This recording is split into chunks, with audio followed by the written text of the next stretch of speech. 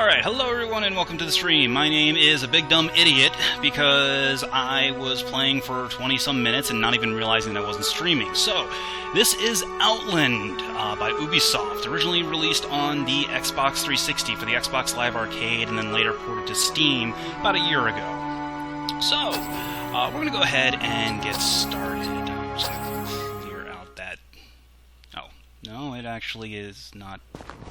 Sorry, I want to start from scratch. I don't want to resume the saved game that I was playing to no one. I'm good at this game, really. Alright, let's try that again.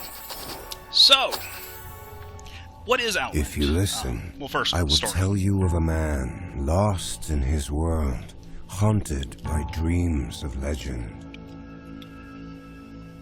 Medicine could not help him.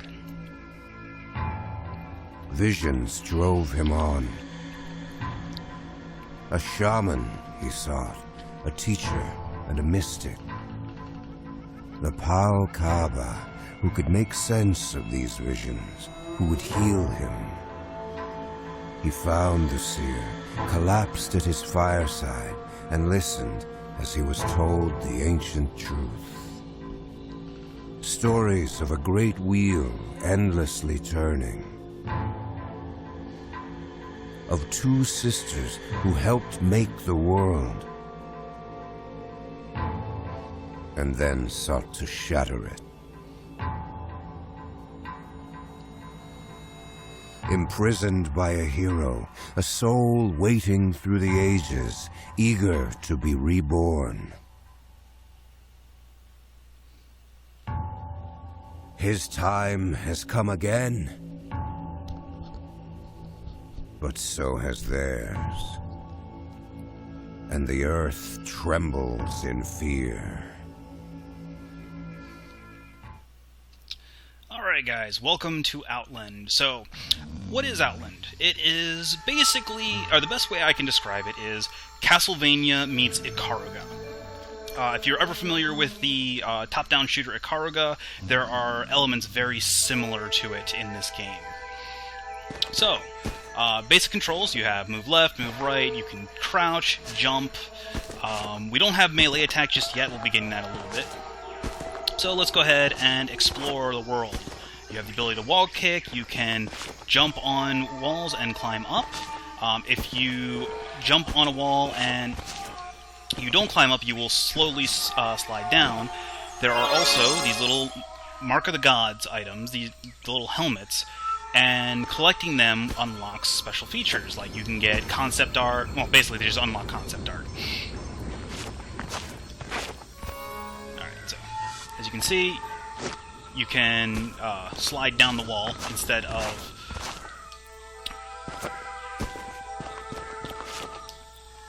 climbing up it, rather. Alright. So this will not be a 100% playthrough, mainly because I don't actually know where everything is. I will try to collect everything that I can find.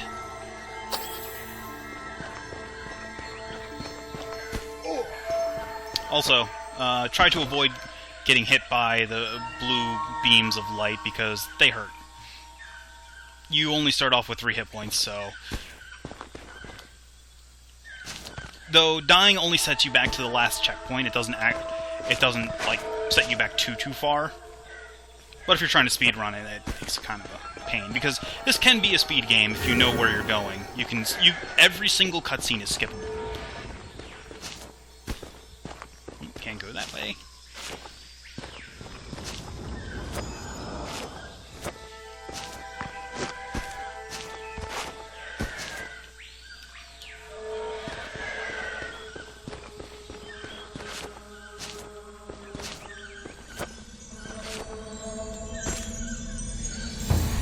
Alright, so going to this mystical gate gives us our melee weapon, the sword.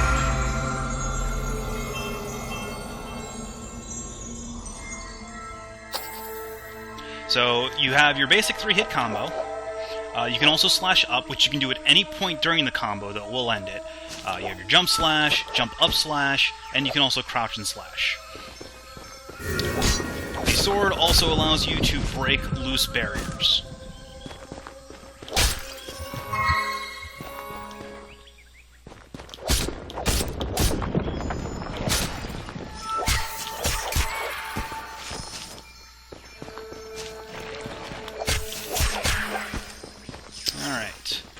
course, now that we have the ability to attack, the world now has the ability to attack us as well.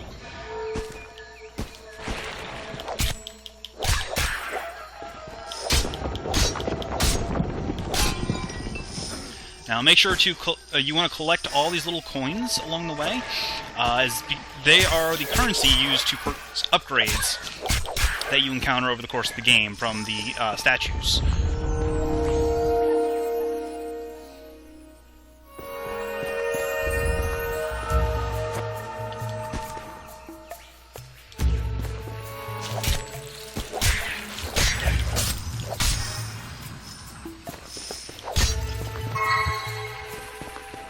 And as you might have just noticed, if you have too much health, you can basically attack the health and destroy it for extra money.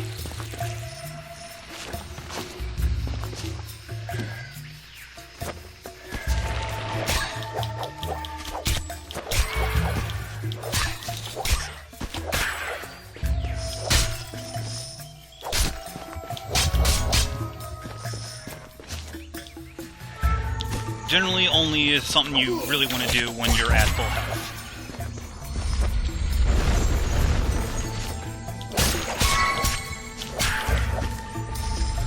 So be careful if you're hacking and running and hacking without paying attention. You could accidentally destroy health ups when you need them. Health pickups only restore 1 health at a time, regardless of your total health. So when you're running critical, you definitely want to pick them up as much as possible rather than destroy them. Alright, so at this Spirit Gate, we get our first movement upgrade, the Slide.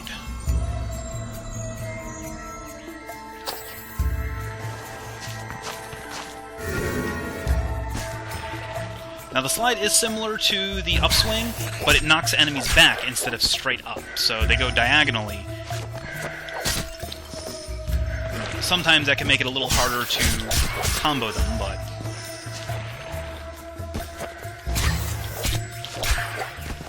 the Slide has a pretty decent reach.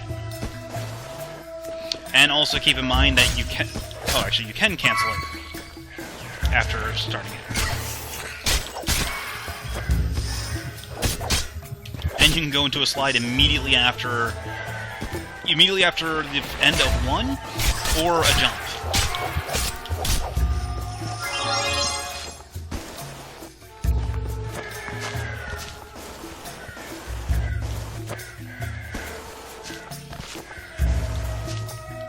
And actually, with proper timing, you can maintain a slide or a jump pretty much an entire level.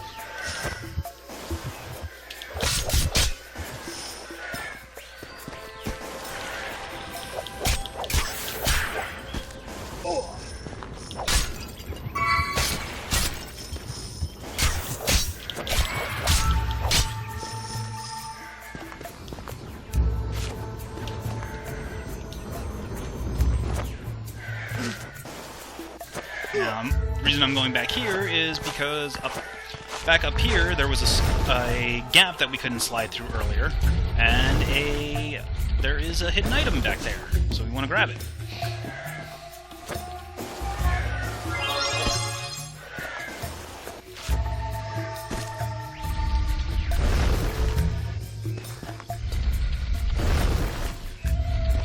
Now, if you're ever wondering about the collectibles in an area, you can hit the select or back button to look at the map, and from the map you can check down in the left corner. It shows you how many marks of the gods are in a given location, as well as where your last checkpoint is and any locked doors on the map, and whether or not it doesn't show whether or not you've unlocked them, however.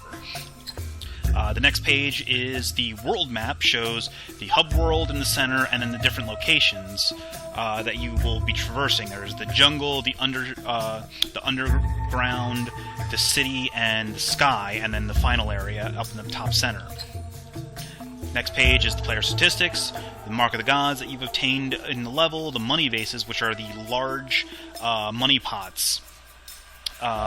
Then the total number, as well as the current money you've collected, the total money you've collected, time you've spent, and what abilities you've unlocked. Bit of an interface spoiler because it tells you everything that you'll be getting over the course of the game. Alright, so anyway, let's go ahead and continue. Well, it doesn't actually tell you what you'll be getting, it just tells you the total number that you'll be getting.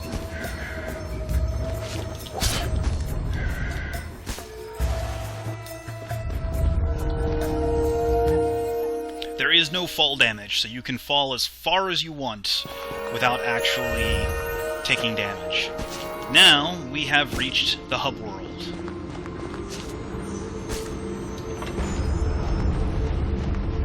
And from here, we can see the main gate. This is the gate that leads to the final area.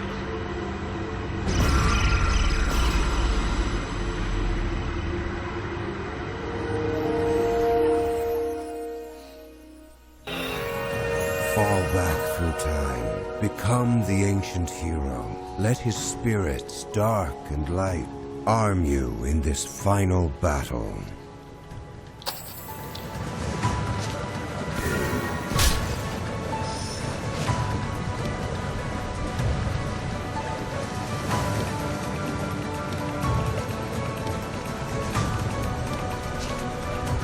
Alright.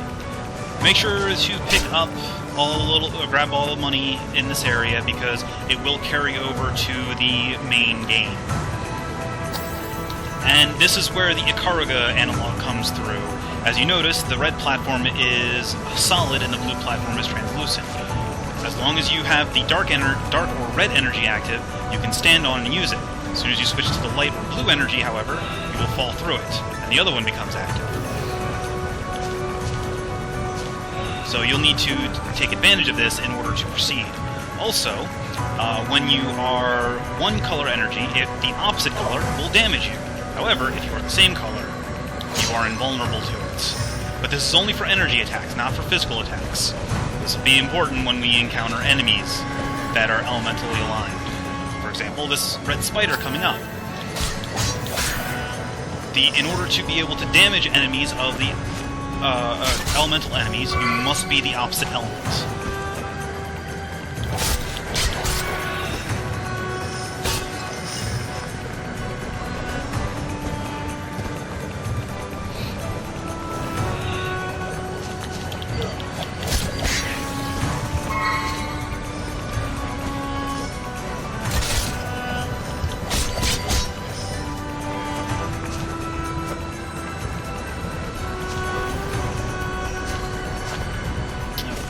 Well, that didn't quite work. You can partially bypass this platforming segment by wall kicking.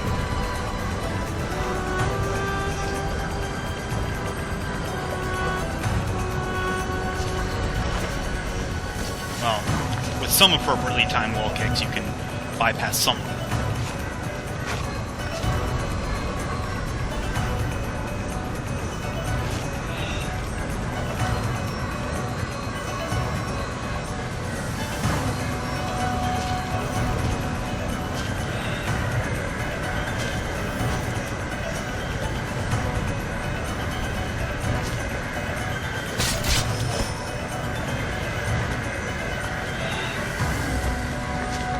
Also, get used to swapping back and forth rapidly between dark and light, especially later on in the game, because you will be required to do so.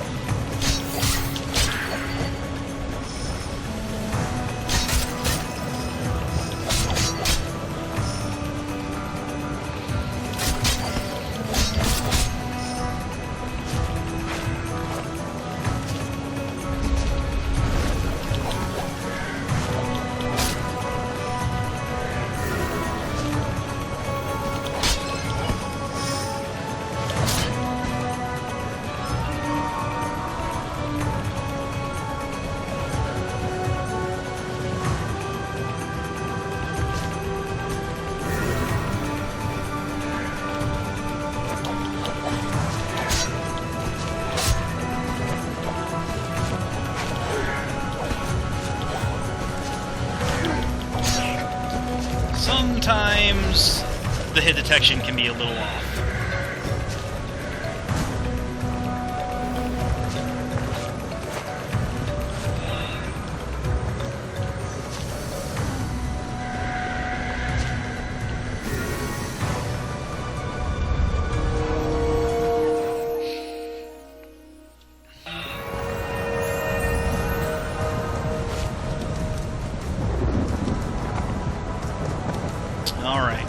And this is the final boss preview. We're not actually fighting a boss just yet. No, this is just to get you an idea of what you're about to be in for.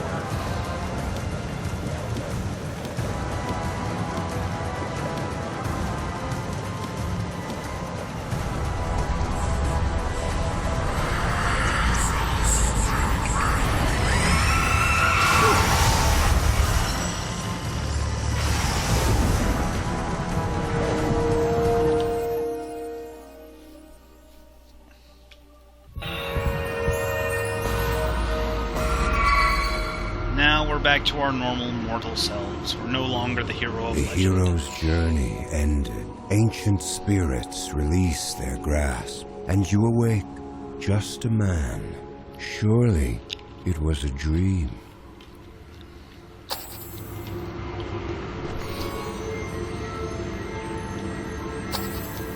Alright, so, with that little tantalizing bit teasing us of what's to come, let's go ahead and start getting the powers of the hero.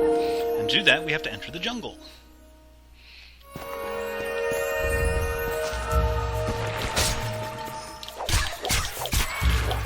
Now we're back to normal enemies.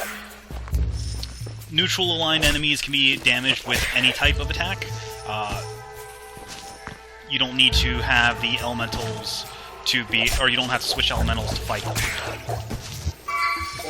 The jungle is pretty much the only place you will find neutral-aligned enemies, because it's the first area, and you don't actually have any spirits yet. And I want those coins.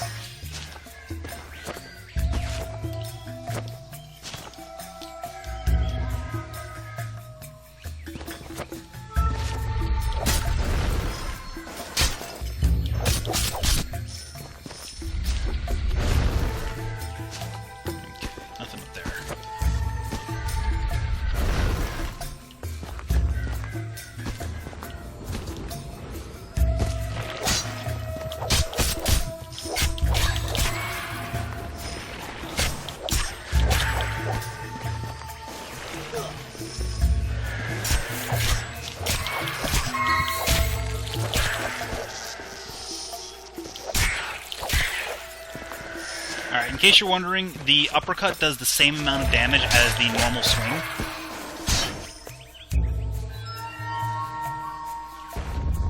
So, or the normal hack and slash, the slide, and the uppercut all deal the same amount of damage. And there are no damage upgrades over the course of the game.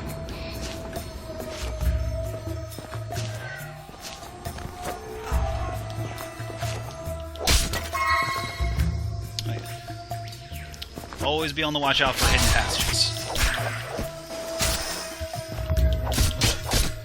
Also, always be on the watch out for pit traps, because spikes hurt. They're not instant death, they only take 1 damage, but they're still not fun to get hit by.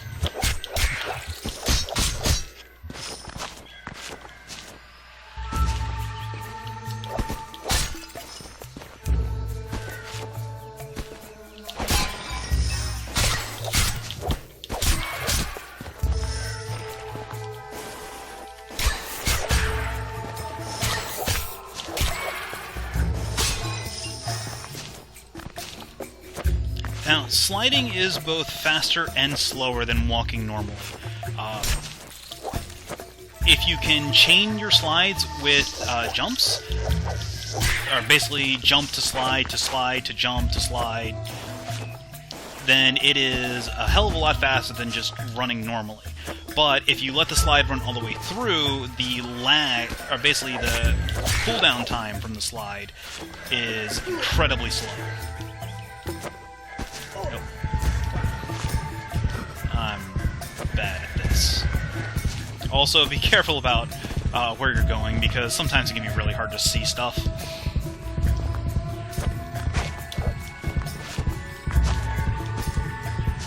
Fortunately, right up here is our first health upgrade. So this is why you want to be collecting all of the coins that you see, because you need to spend coins in order to purchase your health upgrades.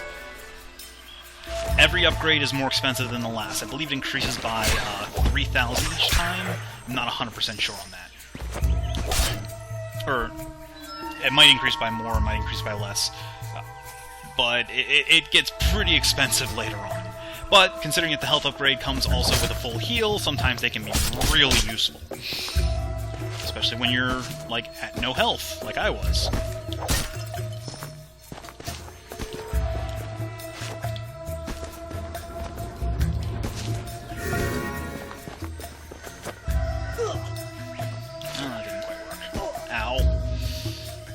Yeah, it also helps if you have a tendency to just jump on spikes like I do.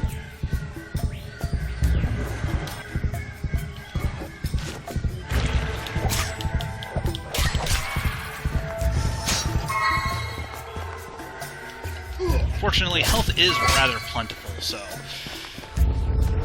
as long as you're willing to run around hunting for it, you can usually find health.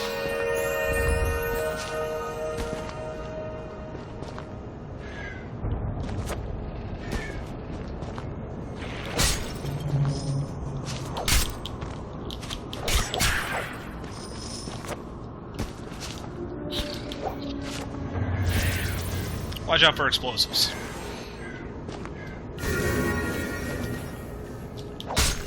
Because apparently armadillos are bombs.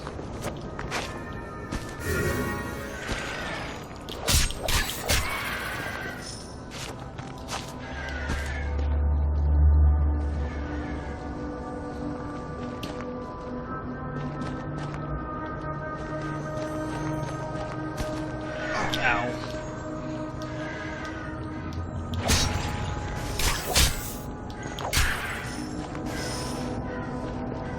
Give you a hint as to what we're going to be getting soon.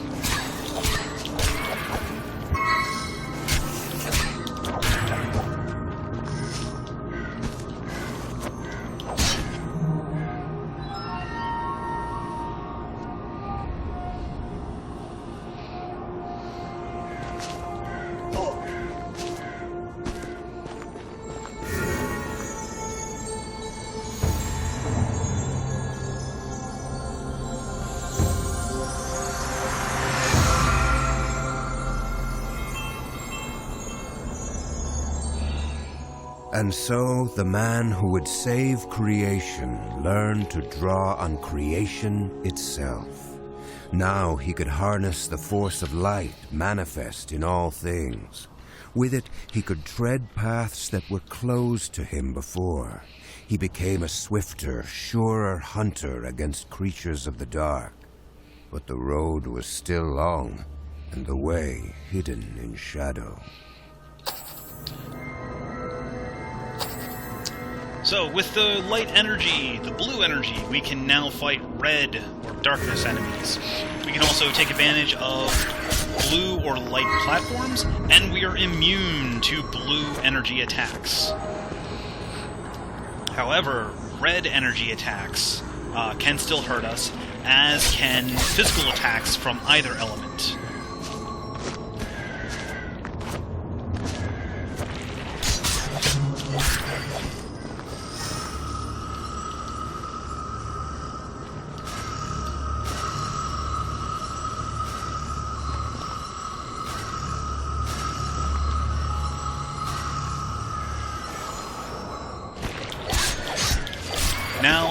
Now that we have one of the two elemental spirits, we can no longer switch back to neutral. We are required to stay in blue mode until we obtain darkness, or red. And of course, can't actually use the red platforms until we obtain the red spirit. Also, Outland has co-op, two-player simultaneous co-op, both players on the screen at the same time, and throughout the worlds there are these co-op gates that both players must be next to in order to activate, but will allow certain challenges. I've never actually done any of them because the one time I was able to actually play co-op, it was really laggy for my partner, and he was unable to play the game, which is unfortunate because this is a really awesome game. And the single player worked just fine, so I don't know. Anyway, let's move on.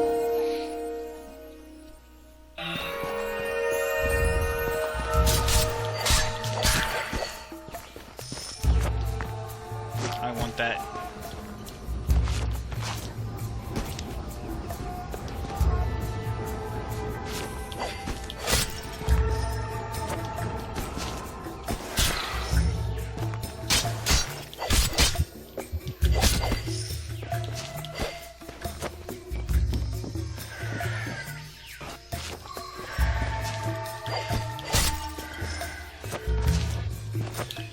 Now make sure to, when you're going through, you want to look around for different pathways to get to hidden stuff.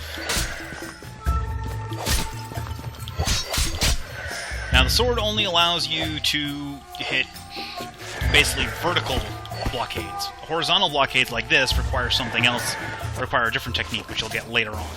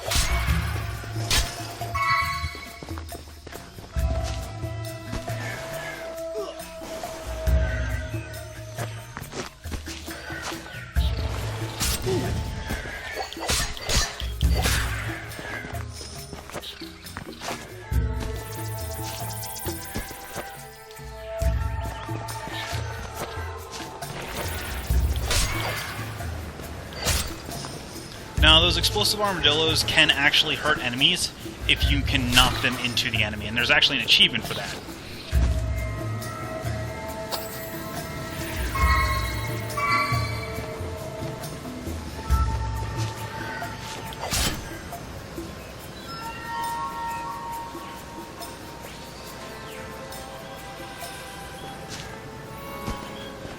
Alright, this is the boss gate. We can't actually go there just yet because we need the guardian key.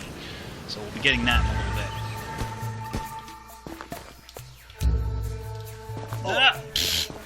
Well, that was a poor decision. Actually, before I do that though, there's this switch over here. Let's see.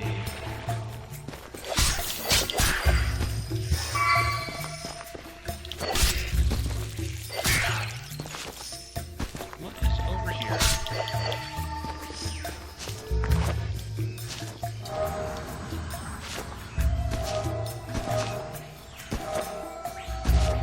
Oh, money pots. I will accept.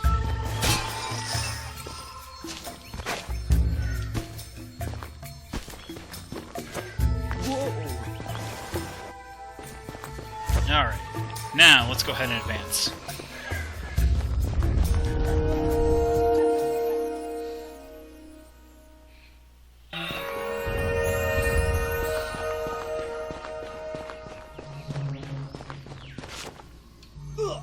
Now, not always the smartest idea to just blindly jump into things.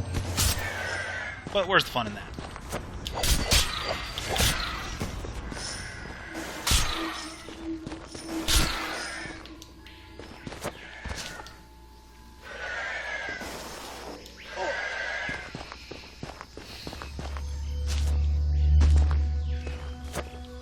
Thankfully, attacks cannot multi-hit.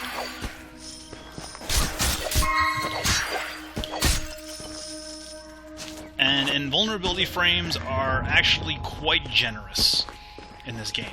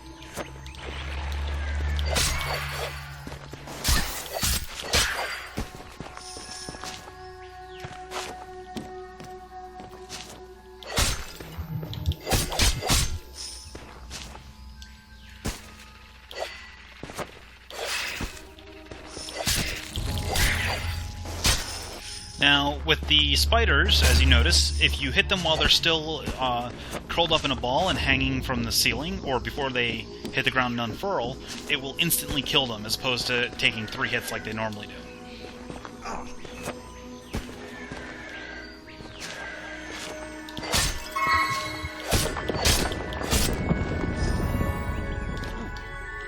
I will accept an additional life point.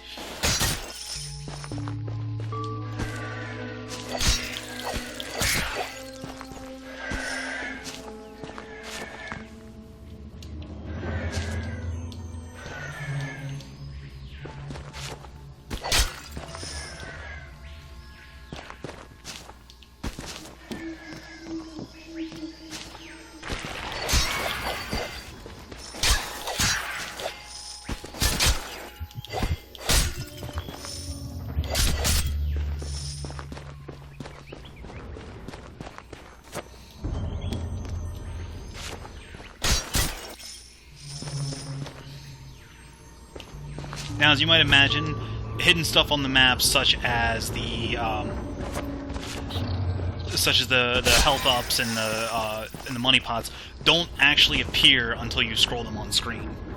So, like, if I were to just pause the game, or if I were to have paused the game before I actually encountered the health upgrade, I wouldn't have actually seen it until I actually opened the passageway where it was hidden and saw it with my own eyes, basically.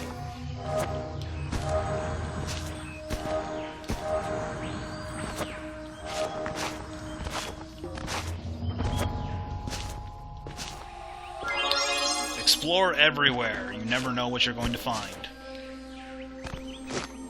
Ow. Generally pain.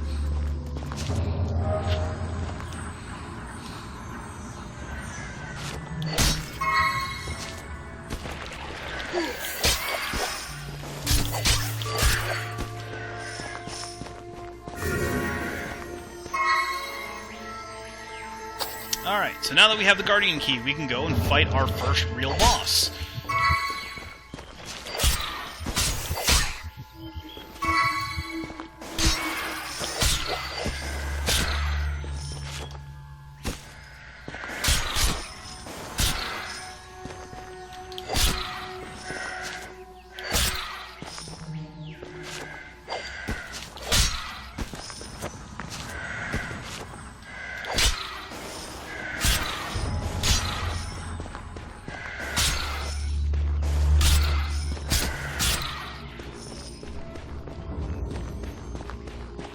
So let's head back to the previous area.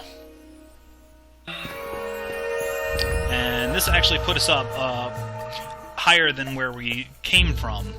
Because if you notice, we actually entered the lower entrance around the lower or upper mid screen. But now we're at the very top.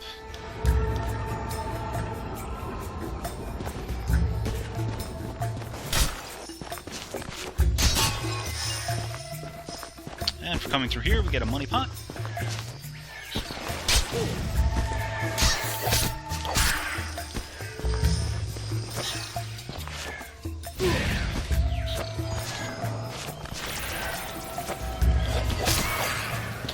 And we also get to take a bunch of damage before actually getting to the boss. Because reasons. We're good at this game. But whatever. Health restore.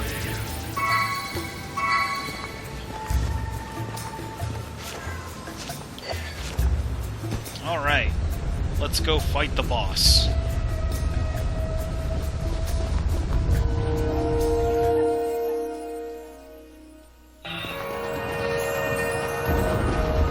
And now we face the Golem.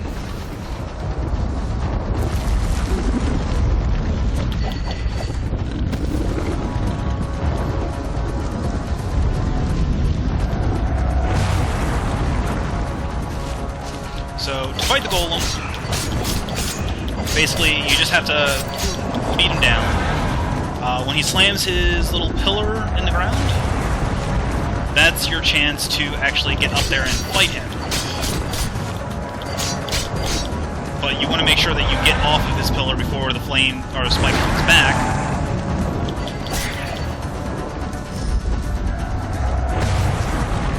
Because otherwise you will take damage.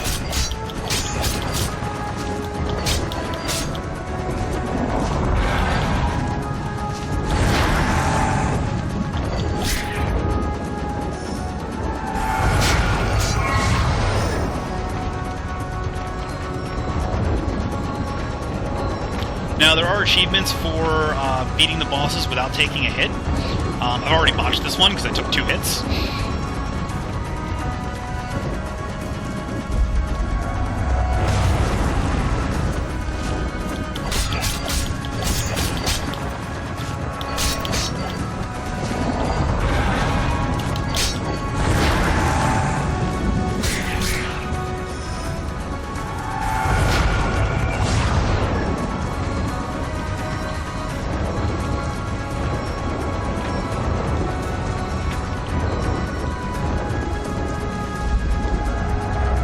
This boss is actually pretty simple.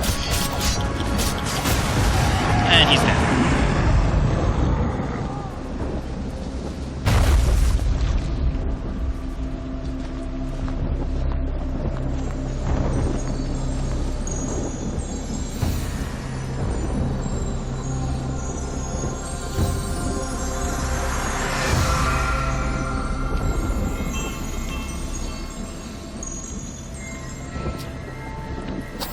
And with the defeat of the Golem, we have obtained the Ground Stomp, which by hitting down and jump in air, allows us to punch through vertical barriers.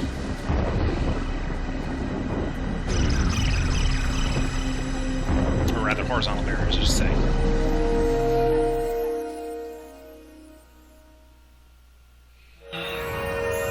Carved from the bones of the earth, the Golem was the protector of the land. The gods themselves set him to stand guard on the Temple of Eternity. But his heart betrayed him. For love of the prisoners of time, he forswore his sacred duty. Now he crumbles into naught but rubble and dust.